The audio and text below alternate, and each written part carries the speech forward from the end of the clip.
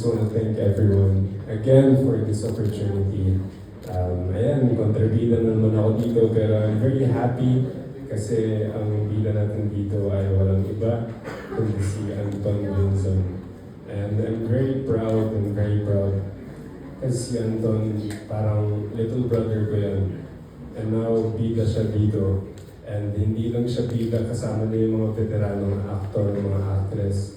Kasama niya tatay niya, kasama niya kaibigan niya. So, ibibigay namin lahat para lang mag-carry ni Antonio ang buong show na to. So, kung may eksena na kailangan namin mag-away talaga, aawayin ko talaga yan si Antonio. Kaibigan kami, pero kung kailangan mag-away para lang sa mga eksena, kung para sa social media, awayin ko yan. Kung at the end of the show may insin sa akin, okay lang. Basta, ayun, Antonio, good luck and good luck sa atin lahat. Love you.